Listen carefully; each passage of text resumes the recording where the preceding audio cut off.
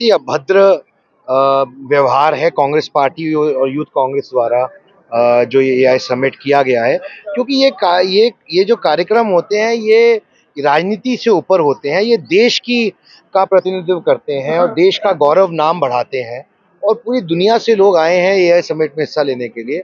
उसके ऊपर राजनीतिकरण करना ये अपने आप में बहुत ही अफसोसजनक बात है और मैं समझता हूँ इसकी जितनी कड़ी से कड़ी निंदा की जाए कम है।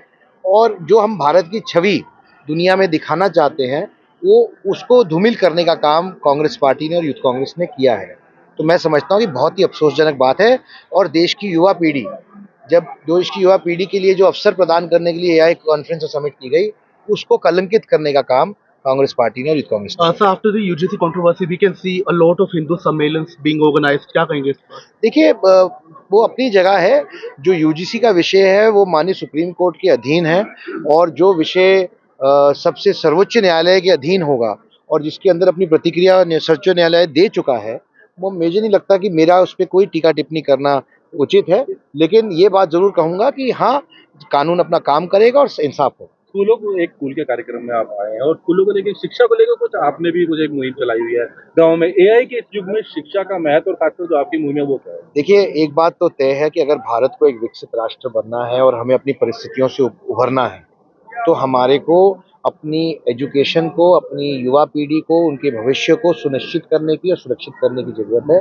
और एआई एक ऐसा माध्यम है जहां पर हम उसको सुनिश्चित करने में और बच्चों को, युवा पीढ़ी को ऐसे नौकरियों के अवसर मिल सकें और ऐसे सृजन हो सके अवसर, ये बहुत एक अच्छा मौका है। और मुझे नहीं लगता है कि हर बच्चे को सरकारी नौकरी मिल सकती है, इसलिए हमें ऐसी व्यवस्थाएं बनानी है कि हर बच्चे को रोजगार मिल सके और उसके हेतु ये बहुत ही महत्वपूर्ण कदम है जिसका फायदा हमारी युवा पीढ़ी को उठाना। लेकिन जो पाठशालाओं का आपने भी कोई मुहिम चलाई है जिलों में, वो क्या है?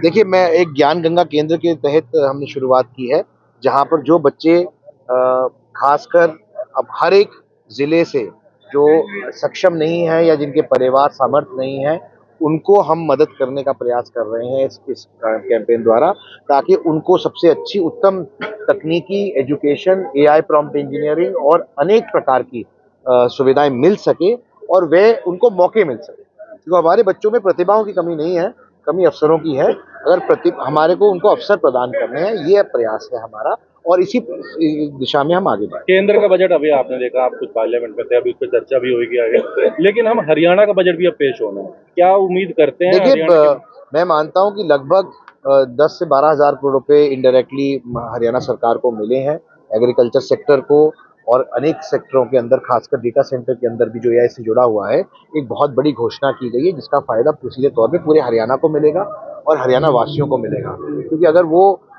हमारे यहाँ फ्यूचर डिपार्टमेंट गठित हो चुका है, डेटा सेंटर पॉलिसी बन चुकी है, उसके बाद केंद्र सरकार के समन्वय के साथ ये जो इनकम टैक्स पे एग्जेम्पशन दी गई है, हरियाणा में डेटा सेंटर आके लगेंगे और उसका फायदा आम जन को मिलेगा।